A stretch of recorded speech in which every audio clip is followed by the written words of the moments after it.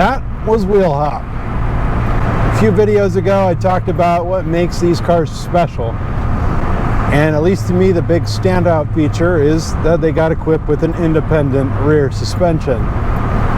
Unfortunately, the added complexity of that suspension puts a lot of slop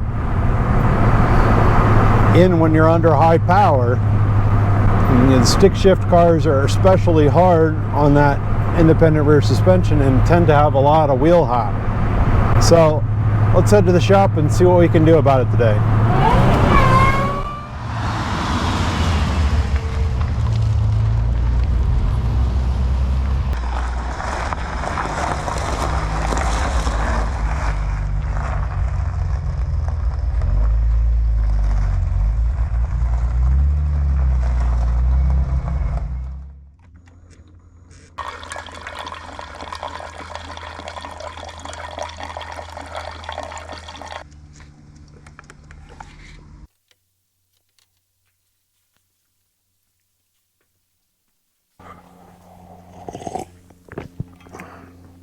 Well, as you guys can see, we got quite a bit of parts to install in the Supercoupe today.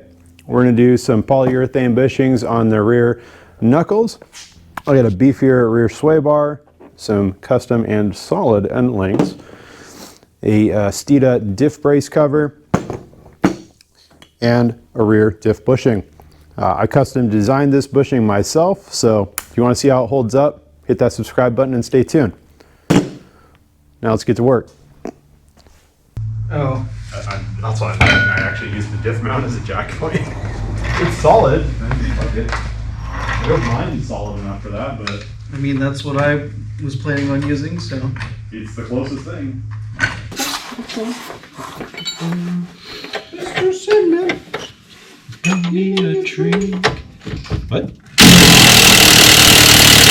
said, isn't it give me a drink? Alright, what's next? So remove it. Physically remove it. Be careful not to smash my exhaust. Or my face. That too. You don't care about my face. Wait, hang on. Let me get this fucking end out of here.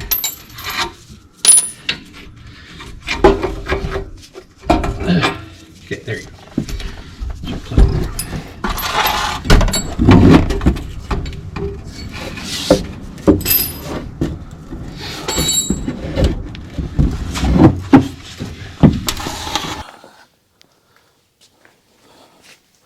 So let's take a look at this sucker now that it's off the car. So this is the new sway bar that's going on. You know, it's surprisingly lighter, but it's definitely a lot thicker and stiffer than the stock one.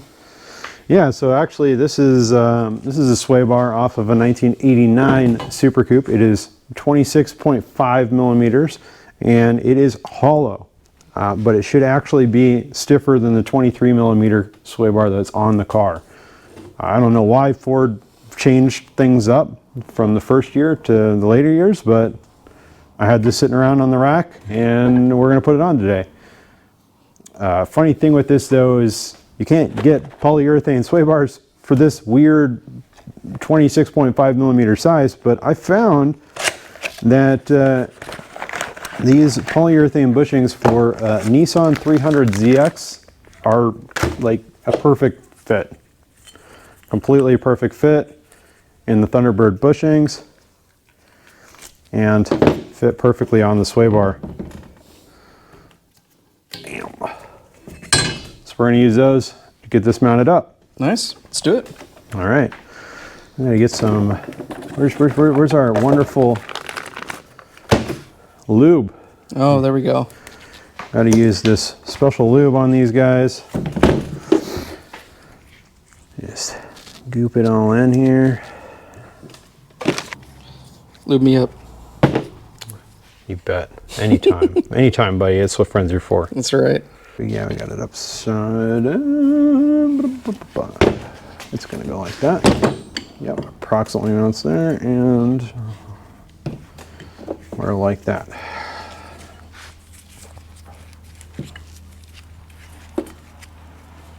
Which way does it go? I don't remember it. I think it goes this way. This weird little part goes to the back. Okay, I had it right. And all right.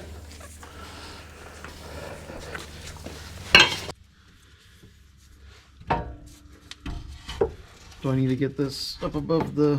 Yep.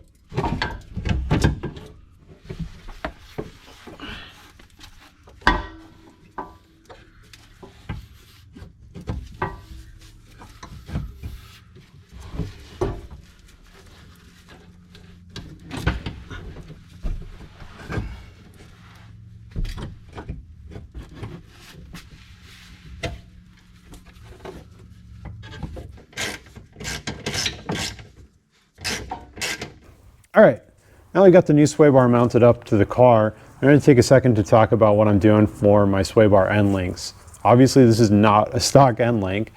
I ordered up some spherical rod ends and some other parts to convert this over to a rod end. This is really similar to what is used in pretty much all the aftermarket Cobra IRS sway bar setups, just like the one that we're going to put on our 95 Mustang GTS. I do have to reuse some of my old polyurethane bushings for the lower mount to get this mounted to the control arm, but the upper mount on these that mounts the sway bar already is designed for a pivot anyways, so I can reuse that just with some spacers here, not a problem. But by removing the upper mount being poly and just using the spherical rod ends, I'm hoping this is going to stiffen it up a lot. Just no slop in the sway bar, so let's get it installed.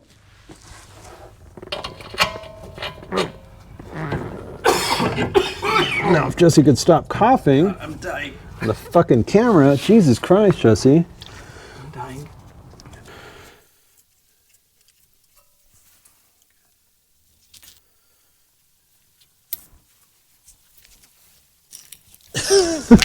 Now we're having fun. Yeah, the ratchet's fucking behind you, so. Alright.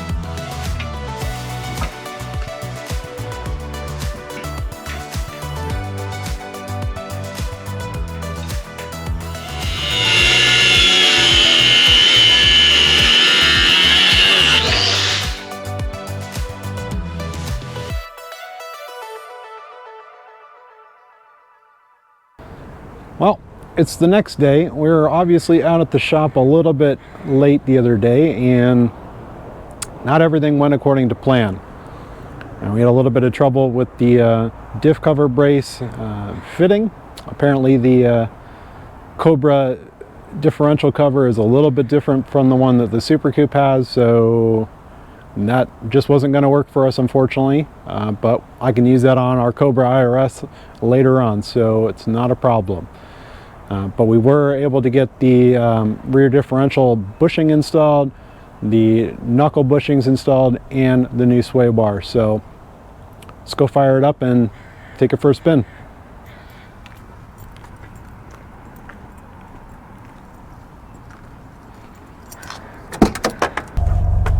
All right, since I wasn't able to get the steated diff brace in, I can't go crazy and do burnouts or anything like that. I do need to be a little bit careful so I'm not breaking my diff cover.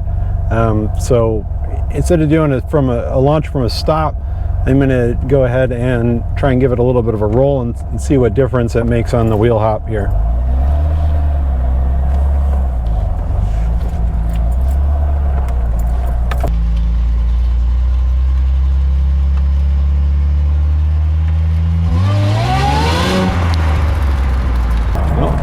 Didn't spin at all. Huh, interesting. Wasn't really what I was expecting.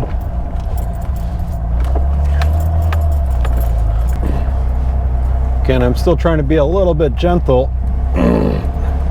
but it didn't look like it wanted to spin from a roll there, so.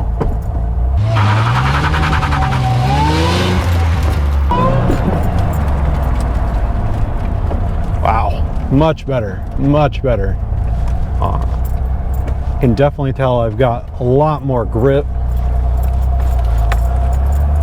Still got some wheel hop, but I feel like it's way better.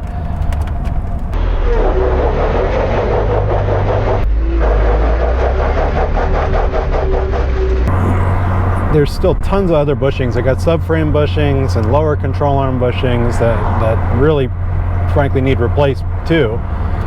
So I don't expect that the wheel hop is really going to go away until I get all of those completely changed. So this is really just kind of my first phase of improving the rear IRS on the car.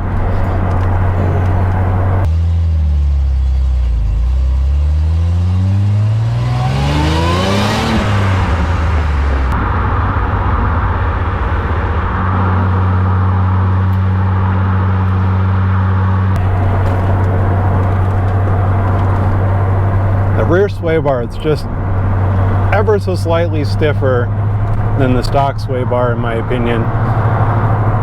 Just the rear just feels a little bit more planted, a little flatter.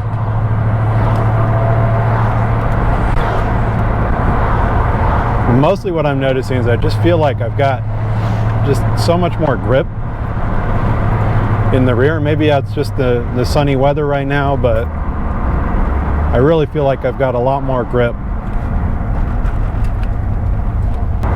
Well, if you made it this far, I want to say thanks for watching. I hope you enjoyed the video. Please like, comment, subscribe. We'll be back at you with another video soon.